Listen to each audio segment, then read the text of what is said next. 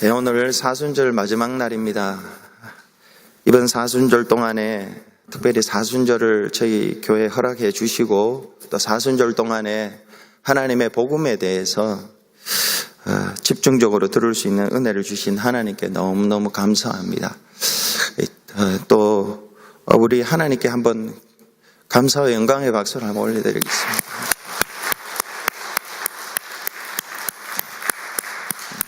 얼마나 감사한지요. 정말로 감사합니다. 신학 공부도 많이 했고 많이 했다라는 말보다 좀 할 만큼 했고요. 그래서 또 뭐 설교도 많이 준비하고 했지만은 신학교에서 제도적인 교육 속에서 배우지 못한 내용들이 이번에 많이 설교 준비하면서 많이 저도 배웠고요. 새롭게 또 확인도 했고 그런 시간들이었습니다. 하나님께 너무너무 감사합니다. 정리할 수 있었고요. 또 40일 동안 힘든 가운데서도 최선을 다해서 참석해 주신 여러분께 정말로 감사드립니다. 여러분을 위해서 우리 주위 분들을 위해서 우리 박수 한번 하겠습니다. 너무 감사합니다.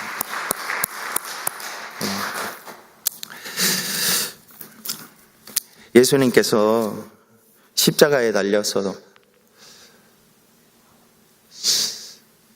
피 흘려 죽으심으로 말미암아 우리의 죄를 구속하시고 하나님의 입장에서는 구속이고 우리의 입장에서는 대속이라고 그랬습니다. 그래서 하나님의 공의를 만족시켜 구속하셨고 대속하셨습니다. 그걸 어떻게 아느냐? 하나님이 저와 여러분의 죄를 예수님께서 십자가에 달려 피 흘려 주심으로 대신 벌 받으셨고 대속하셨다는 것을 우리가 어떻게 압니까? 하나님께서 부활을 통해서 내가 만족했다. 그걸 부활을 통해서 보여주세요. 그러니까 지금 예수님이 2000년 전에 지금 무덤 속에 있죠. 내일 새벽에 이제 부활하시는데 그 부활이 첫 번째 의미가 장차 우리도 예수님처럼 부활해서 부활의 첫 열매가 예수님이고 두 번째 열매가 누구고 우리가 몇 번째 열매가 될 거예요. 그런데 그 의미도 있습니다. 중요합니다. 그러나 그러기 위해서 하나님이 우리의 죄를 대속하셨다. 용서해 사해 주셨다라는 의미가 부활의 첫 번째 의미입니다. 부활을 보면 하나님이 날 용서해 주셨구나. 부활을 보면 하나님이 내게 영생을 주셨구나. 부활을 보면 하나님이 내게 구원을 주시고 특별히 이 땅에 사는 동안에 필요한 게 하나님이 내 아버지시구나. 내가 하나님의 자녀구나. 이 관계를 부활을 통해서 우리가 확인할 수 있어야 됩니다. 부활에 보면은 이게 이렇구나. 이것 때문에 이거구나 하면서 그래서 기뻐할 수 있어야 됩니다. 하나님은 저와 여러분이 이 땅에 사는 동안에 우리에게 꼭 우리를 아시고 우리에게 필요한 것들을 꼭 공급해 주십니다. 로마서 8장 32절에 보면 자기 아들을 아끼지 아니하시고 우리 모든 사람을 위하여 내어주시니가 어찌 그 아들과 함께 모든 것을 우리에게 은사로 주시지 않겠느냐 그랬습니다. 그 아들을 주신 하나님은 그 이후에도 우리의 삶의 주관자가 되어주십니다. 구주가 되실 뿐만이 아니라 주님이 되시고 주님이 되실 뿐만이 아니라 어제 말씀드린 대로 변호사도 되어주시고 구주가 되시고 우리 삶의 주님이 되시고 우리가 죄를 지을 땐 하늘에서는 변호사가 되어주시는 이게 우리 예수 그리스도이십니다. 여러분 야고보서 1장 17절을 한번 찾아보시기 바랍니다. 야고보서 1장 17절을 한번 보겠습니다. 15, 16, 17 세 절을 같이 한번 읽어보겠습니다. 자, 야고보서 1장 15, 16, 17절 시작. 욕심이 잉태한 즉 죄를 낳고 죄가 장성한 즉 사망을 낳느니라. 내 사랑하는 형제들아 속지 말라. 온갖 좋은 은사와 온전한 선물이 다 위로부터 빛들의 아버지께로부터 내려오나니 그는 변함도 없으시고 회전하는 그림자도 없으시니라. 17절에 보면은 온갖 좋은 은사와 온전한 선물이 다 위로부터 빛들의 아버지께로 내려온다고 그랬습니다. 그러니까 좋은 거, 은사나 선물은 같은 건데 다르게 표현했습니다. 그러니까 하나님이 저와 여러분을 자녀 삼으시고 이렇게 보시고 우리를 아시고 우리에게 꼭 필요한 것들을 주세요. 예, 주시고 그게 은사예요. 은사, 기프트. 그런데 여기에는 하나님이 주시는 데는 한 가지가 더 있습니다. 주고 난 뒤에 만족이 있습니다. 우리가 세상에 어떤 것들을 얻을 때는 이 만족의 정도가 있잖아요. 많이 만족하는 것도 적게 좀. 근데 하나님이 우리에게 주시는 것들은요, 후회가 없습니다. 딱 받으면요, 정말로 딱 만족해요. 내 생각하고 내가 요구하는 것이 한 10개인데 하나님이 한 5개만 주셨어요. 근데 5개를 딱 받고 보면 10개가 아니었구나. 5개를 가지고 넉넉하게 살아갈 수 있어요. 그런데 이게 5개를 안 받고 10개를 가졌잖아요. 가져도 만족이 없어요.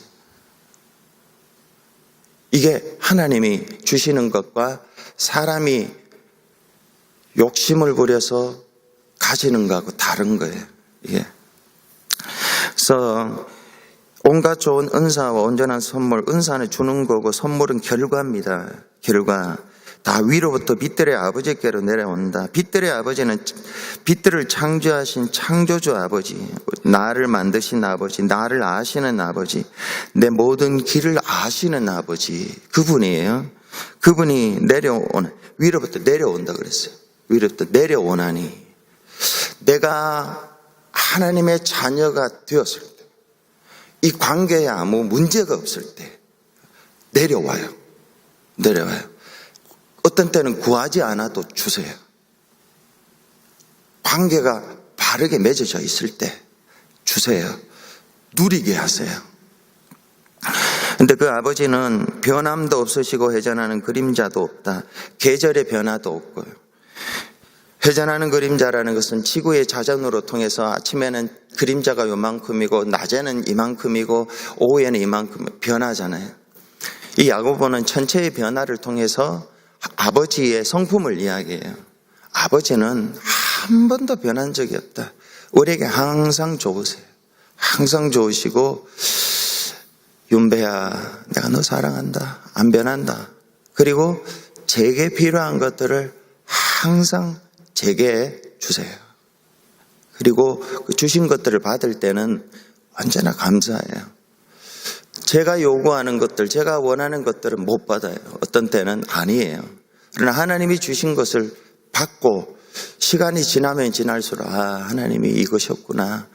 나는 마음이 아팠고 실망도 했고 힘들었지만 가만히 보니까 이게 하나님이 이걸 주시는구나. 그리고 시간이 지날수록 만족하고 시간이 지날수록 자유하게 됩니다. 얼마나 감사한지. 여기 계신 우리 어르신들, 장로님, 권사님, 집사님들 훨씬 이런 것들을 많이 경험하셨을 것입니다. 저도 주님이 신학교로 부르실 때는 정말 기적같이 필요한 것들을 다 주셨어요. 근데 그게 끝나고 어떤 목사가 되는 과정이 끝나고 그 위에 욕심이 생겨서 공부를 하려고 너무너무 어려운 과정이 있었습니다. 한 명 뽑는데 들어가긴 들어갔어요. 그런데 얼마나 시간 손해도 많고 하나님이 보내주실 때는 장학금까지 다 주셨는데 제가 원하는 데 들어갔을 때 제가 생돈을 만들어가 내야 됐습니다. 돌아보면 그래요. 돌아보면 안 해도 되는데 괜히 걱정해서 이력서에 한 줄 더 집어넣으려고 그냥 괜히 욕심이 생겨 안 해도 되는데, 없어도 되는데, 충분히 사는데, 넉넉하게 훨씬 능력 있게 사는데, 다른 길을 갈 수 있는데 욕심이 생겨가지고.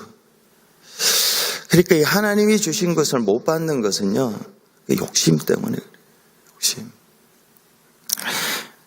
이사야 59장 1절에 이런 말씀이 있습니다. 여호와의 손이 짧아 구원하지 못하심이 아니요 귀가 둔하여 듣지 못하심이 아니라 오직 너희 죄악이 너희와 너희 하나님 사이를 내었고 너희 죄가 그 얼굴을 가리어서 너희에게 듣지 못함이라.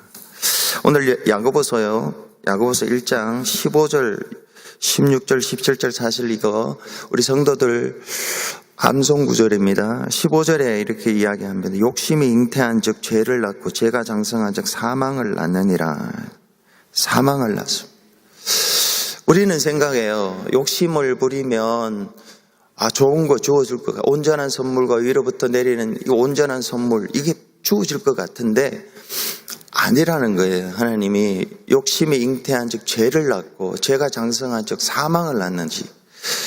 그 뒤에 나오는 온갖 좋은 은사와 온전한 선물은 욕심 부린다고 주어지는 게 아니라, 그래서 16절에 보면은 내 사랑하는 형제들아 속지 말라, 속지 마라, 속지 말라는 거죠. 자주 속아 살죠. 하나님이 주시는 것이 있고요, 내가 욕심을 부려서 얻는 게 있습니다. 아무리 얻어도요 만족이 없습니다. 그러나 하나님이 주시는 것을 받으면요 만족이 있습니다. 하나님이 이런 분이세요.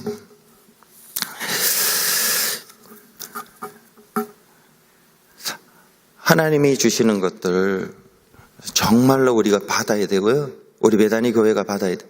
하나님이 주시는 것들을 받아야 됩니다. 그리고 그것으로, 그게 세상 사람들이 보기에는 아무것도 아닌 것 같지만요, 그걸 가지고 기뻐하고 만족하고 감사하며 나누고 사는 모습이요, 이 핵폭탄 능력이 있습니다. 세상 사람들을 변화시키는 그게 능력입니다. 그게 이제 하나님이 주시는 것을 받아요. 정말로 이제 우리 남은 인생은, 우리 베다니 교회는 욕심 부리지 않고 하나님이 주시는 것들로 만족하고, 그러기 위해서 하나님과의 관계를 정말로 잘하기 위해서 애를 써야 돼요. 나머지는 하나님이 책임져 주세요. 정말로 책임져 주세요. 힘들고 어려워도 하나님과의 관계를 회복하는, 하나님과 나 사이에 뭔가 이렇게 가로막힌 게 없는가.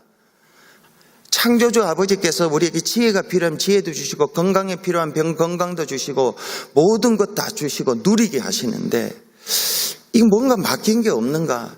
이걸 제거하기 위해 늘 영적으로 민감한 사람이, 영적으로 민감한 교회가 돼요.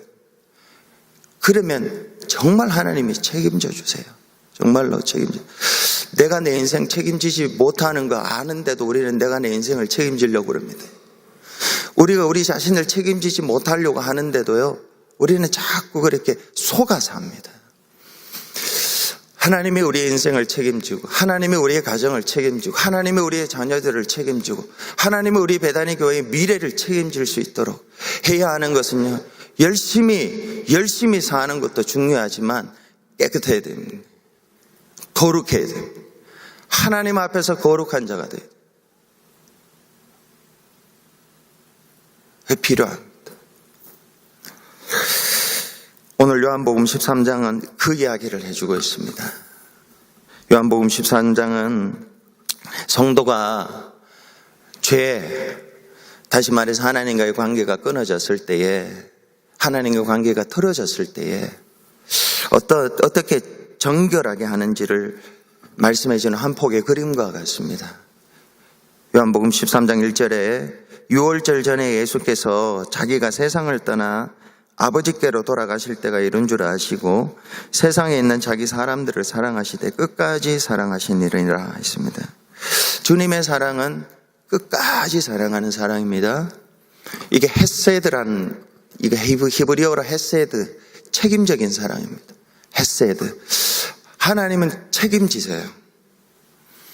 잘하면 상급 주시고요, 안 되면은요 징계하시면서까지 하나님이 주실 걸 주세요. 하나님이 우리에게 필요한 거 있잖아요.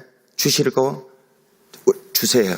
그런데 우리가 하나님의 뜻대로 안 살 때도요, 하나님은 우리에게 징계를 하시면서 어려움을 겪게 하시면서도 하나님이 우리에게 필요한 것들을 다 주세요. 이게 하나님이에요. 이게 헤세드, 하나님이 책임지시는 사랑입니다. 그래서 요한복음 13장의 사랑은 요한복음 3장의 사랑하고 다릅니다. 요한복음 3장의 사랑은 처음 사랑이에요. 13장은요, 요한복음 13장은요 끝사랑이에요. 요한복음 3장은 처음 사랑, 요한복음 13장은 끝까지 사랑. 요한복음 3장은 16절에 하나님이 세상을 이처럼 사랑하사 독생자를 주셨으니 이는 저를 믿는 자마다 멸망치 않고 영생을 주려 함이라. 믿는 자에게 죄사함을 주시고 영생을 주시고 하나님과의 자녀관계 맺어주시는 이 첫사랑입니다. 첫사랑. 그럼 끝사랑은 뭡니까? 끝까지 책임져 주신다는 사랑이 뭘까요? 우리가 생각하기에 하나님이 내 먹을 거 입을 거 책임져 주신다. 맞습니다. 근데 그걸 위해서 끝까지 사랑하신다는 것은요, 우리가 죄를 지을 때, 구원받고 난 뒤에 죄를 지을 때 그 죄를 용서해 주신다는 거예요. 죄를 처리해 주신다는 거죠. 유대인들의 삶의 환경은 광야 사막이었습니다. 신발도 샌들이었습니다. 양말도 안 신었습니다. 목욕을 했습니다. 집에서 나가면 금방 발이 더러워집니다. 그래서 자주 발을 씻어야 했습니다. 이게 유대인들이 살았던 삶의 환경이었습니다.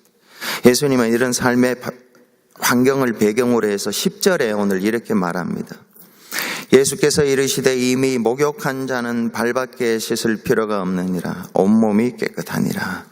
정결하게 되기 위해서 정결해야지 하나님의 복을 받습니다. 하나님이 주시는 은혜를 받습니다. 그게 우리에게 필요합니다. 만족해 하십니다. 그 정결하게 하기 위한 것이 두 가지로 오늘 예수님이 말씀하세요. 목욕해야 된다. 목욕. 이게 요한복음 3장의 첫사랑입니다. 그런데 주님을 믿은 후에 광야길을 걸어가죠. 먼지가 얼마나 많습니까? 오염될 수밖에 없습니다. 그래서 발이 더럽혀집니다. 이때 발을 씻어야 됩니다. 이게 요한복음 13장 끝사랑입니다. 발을 씻는. 그래서 성경은 이렇게 이야기합니다. 사람은 한 번만 목욕하면 되고 그다음에 발을 자주 씻어야 된다. 여러분 한 번만 목욕하세요. 자주 하지 마세요. 웃지도 않아요. 목욕은 한 번만 하는 거예요. 예수는 한 번만 믿으면 돼요. 예수님 한 번 믿으면요, 하나님이 내 삶을 책임져 주세요. 그렇지만 발이 더러워졌을 때는 발을 씻어야 돼요. 주님은 발을 씻어주시는, 끝까지 책임져 주시는 분이세요. 이걸 우리에게 가르쳐 주시려고 베드로를, 어리석은 이 베드로, 참 순수하지만은 정말 충동적이었던 이 베드로의 변화되기 전에, 그러나 예수님이 사랑하셨고 예수님이 끝까지 지켜주셨던 이 베드로, 변화되기 전, 그렇지만 변화되기 전에 이 베드로를 예를 들어서 설명을 합니다. 예수께서 베드로의 발을 씻어주려고 그래요. 다른 제자들 다 씻어주고 그 다음에 베드로의 발을 씻어주세요. 예수님은 베드로의 발을 씻어주세요. 예수님은 저의 발을 씻어주시고 예수님은 여러분들의 발을 씻어주세요. 오늘 6절에 이렇게 이야기합니다. 시몬 베드로에게 이르시니 베드로가 이르되 주여 주께서 내 발을 씻으시나이까, 이렇게 이야기합니다. 그러자 이게 지금 못 씻는다는 거죠. 못 씻는다고. 그러니까 이 베드로는 아주 인륜, 인간적인 윤리, 이 윤리에는 꽉 차 있었어요. 윤리가 부족함이 없었어요. 천륜이 부족했죠. 천륜. 이 상황에서 윤리는 잘 알고 있었습니다. 여러분, 윤리하고 천륜하고 다릅니다. 근데 못 씻겠다고 했습니다. 이게 예수님께 대한 예의라고 생각했었어요. 그래서 예수님이 이렇게 말씀합니다. 7절에 예수께서 대답하여 이르시되 내가 하는 것을 내가 지금은 알지 못하나 이후에는 알리라. 성령님이 아직 임하시지 않았기 때문에 베드로는 자연적인 자기의 이성으로, 자연적인 자기의 경험으로, 자기의 지식으로는 예수님이 지금 하시는 일에 대한 이해력이 떨어집니다. 무슨 일을 하는지 알지 못합니다. 그래서 예수님은 이해하세요. 아직 모르기 때문에 이렇게 하는구나.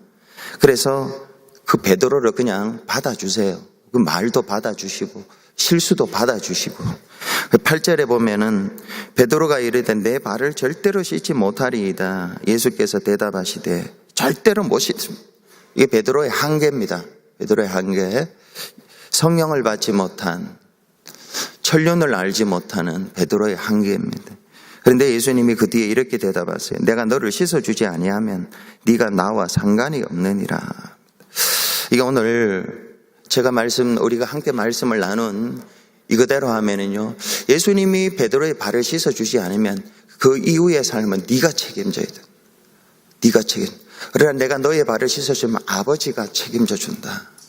하나님이 온갖 좋은 선물과 필요한 모든 것들을 내려준다. 근데 이 발을 안 씻으면 너가 너의 삶을 너 혼자 개척해 나가야 되지만 씻어주면은 나중에 죽고 난 뒤에도 내가 받을 유업을 너가 같이 상속할 거다. 이겁니다. 거룩이죠. 거룩.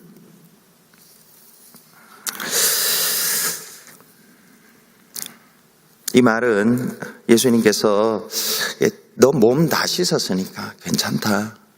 이제 너 지금 더러워진 그것만 씻으면 된다 하는 것이죠.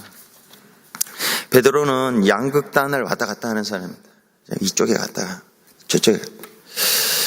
처음에는 발을 씻는 것이 안 된다고 하니까 예수님이 너와 난 상관이 없다고 하니까 이제 베드로가 주여 내 발뿐만 아니라 내 온몸, 손과 머리도 다 씻어주세요. 이렇게 이야기합니다. 이또 갔다. 예수님은 이런 제자를 사랑하시고 정말로 목숨을 바쳐 양극단이 아니라 하나만 붙잡고 살 수 있도록 만드셨어요. 이쪽에 왔다 갔다 하는 사람을 예수님은 오직 주님만 바라보고 십자가에 거꾸로 달려 죽으면서도 두려워하지 않고 그렇게 살도록 만들어 주셨어요.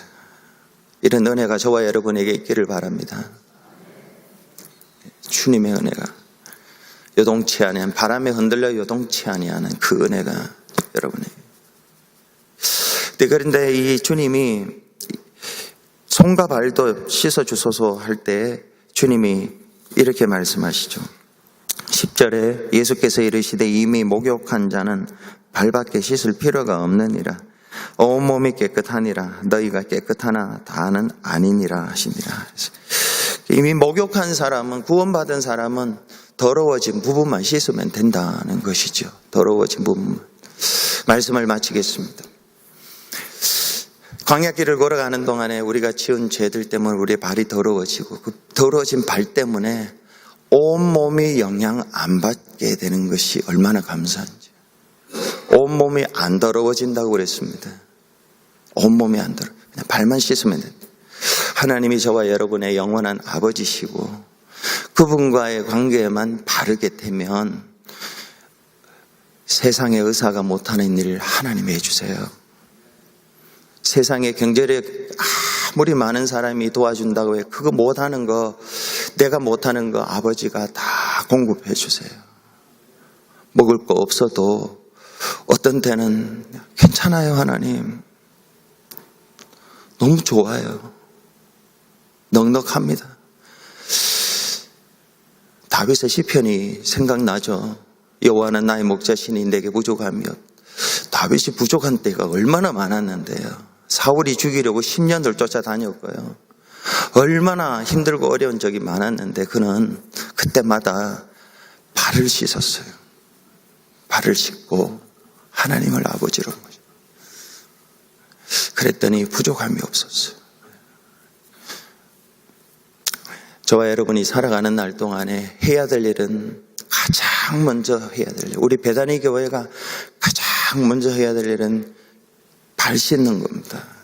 깨끗함을 입는, 거룩하게 되어지는 겁니다. 그러면 정말 부족함이 없는 그러한 우리 교회가 되고요. 야, 세상 사람들이 그렇게 생각할 거예요. 베다니 교회 연주해 주세요, 사모님. 야, 세상 사람들이 신기하다. 어떻게 저렇게 가지고 만족하고 기뻐하고 얼굴에 빛이 나고 괜찮다고 오히려 남을 도와가면서 사나, 이렇게 궁금할 때 베드로가 이야기했잖아요. 그런 걸 물을 때에 그때 이야기해 줘. 우리 함께 말씀 생각하면서 몸을 깨끗하게 하신 하나님 아버지께 감사하고, 혹시 발이 더러워진 부분이 있으면 주님 깨끗하게 해주세요 하고, 교회를 위해서 오늘 마지막입니다. 우리 마지막인데 교회를 위해서 한 번 더 기도하고, 행사를 위해서, 선교사들을 위해서, 특별히 우리 자녀들을 위해서 우리 같이 이름 불러가면서 우리 같이 한번 통성으로 진지하게 기도하겠습니다.